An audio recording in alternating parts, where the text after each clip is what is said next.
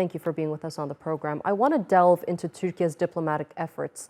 How effective of a leader is Erdogan in all of this? Because he could be a potential mediator that has communication channels open with both sides. He made it work very successfully with the war in Ukraine. Could we see the same efforts for the conflict in Gaza?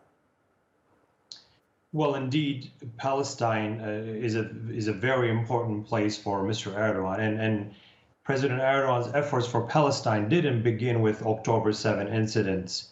Turkey as a state, as a Turkish government, their effort didn't start for Palestine with the recent Israeli attacks on Gaza or other places. However, we have seen a very intense diplomatic, the shuttle diplomacy between President Erdogan and other world leaders, where they actually, discuss how there some sort of platform can be established for a ceasefire at the very least, if not for a permanent solution to the conflict. Mr.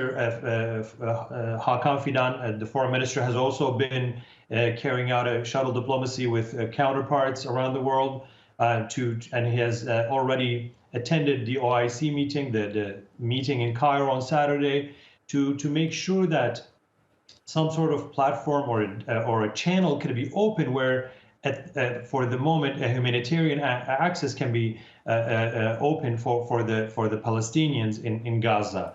So there is that diplomatic effort, but also there is a huge humanitarian effort, as you just mentioned.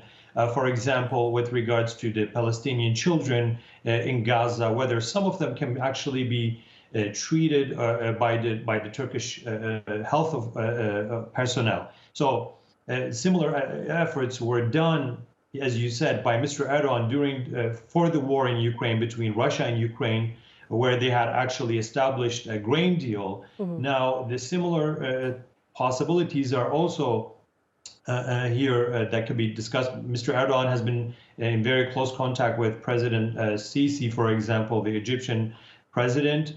Right. And also, when it comes to the humanitarian efforts, Turkish family minister, with also the First Lady, have been in contact with the Palestinian counterparts on the other side, with the Palestinian family minister, where they discuss how they can actually establish a channel where some of the babies can at least receive treatment. Similar efforts were carried out when the war Ukraine took place, and some of the Ukrainian children were actually brought to Turkey, where they can receive not just medical treatment, but also psychological support as well. You mentioned Hakan Fidan's visit to the region. How successful do you think his diplomatic efforts were there?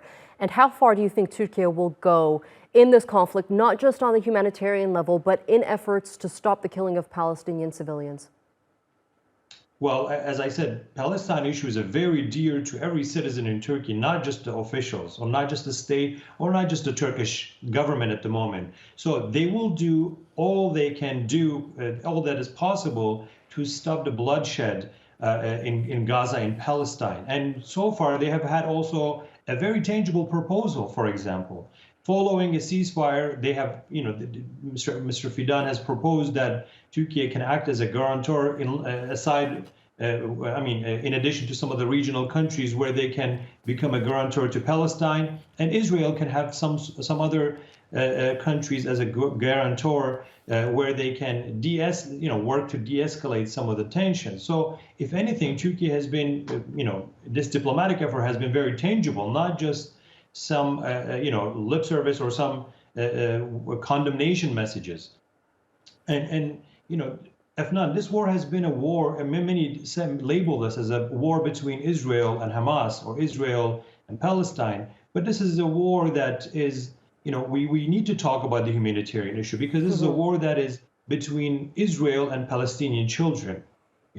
Emine Erdogan, as one of the key figures when it comes to pioneering for children and women, she has, of course, been very intensely carrying out efforts to at least some sort of efforts can be done for some of the children. At least a number of them can be saved. Right. As you mentioned, the sentiment among the Turkish public is very similar to the messages that the Turkish government is giving. Mehmet Celik, thank you so much for being with us here on the NewsHour.